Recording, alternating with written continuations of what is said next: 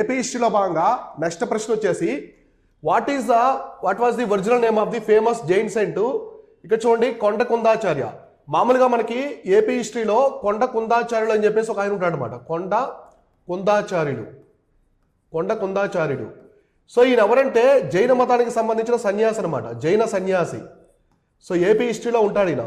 So జైన సన్యాసి. ఈ జైన సన్యాసి యొక్క ఒరిజినల్ నేమ్ ఏంటి? మామూలుగా ఆయన్ని కొండ కుందాచార్య అని చెప్పేసి పిలుస్తారు, కానీ ఆయనకి ఒక ఒరిజినల్ నేమ్ ఉంటుంది, అసలు పేరు వేరుంటుంది, ఇలా పిలుస్తారు. సో అర్థమైందా? కాబట్టి ఇక్కడ ఆయన యొక్క అసలు పేరు ఏంటి అని చెప్పేసి అడుగుతున్నారు.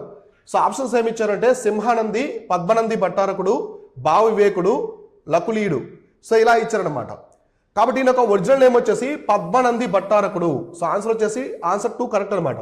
కాబట్టి ఈయన ఒరిజినల్ నేమ్ ఏంటి? పద్మనంది. సో పద్మనంది భట్టారకుడు అనమాట. సో పద్మనంది భట్టారకుడు.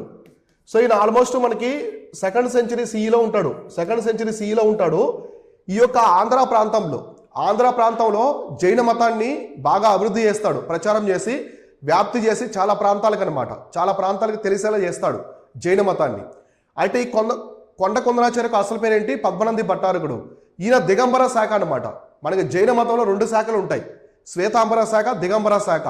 అప్పట్లో మగధ సామ్రాజ్యంలో చంద్రగుప్త మౌర్య కాలంలో పెద్ద కరువు వస్తుంది. 12 సంవత్సరాలు వరుసగా కరువు వచ్చి విడిపోతుంది జైన మతం అనేది.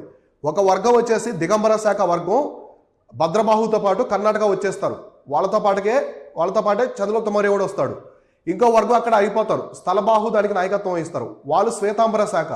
సౌత్ వైపు వచ్చారు కదా, కర్ణాటక వైపు శ్రావణ బెలగల, వాళ్ళు దిగంబర శాఖ అనమాట. కాబట్టి కొండ కుందనాచార్యుడు కూడా దిగంబర శాఖకు చెందిన వ్యక్తి అనమాట. సో ఏంటి? దిగంబర శాఖకి చెందినటువంటి జైన సన్యాసి. ఓకేనా? గుర్తుపెట్టుకోండి. ఈయన మన ఆంధ్ర ప్రాంతంలో ఈ జైన మతాన్ని వ్యాప్తి చేశాడు. ఓకేనా? ఏపీ హిస్టరీలో భాగంగా నెక్స్ట్ ప్రశ్న వచ్చేసి what was the original name of the famous Jain Saint. ఇక్కడ చూడండి, కొండ కుందాచార్య. మామూలుగా మనకి ఏపీ హిస్టరీలో కొండ కుందాచార్యులు అని చెప్పేసి ఒక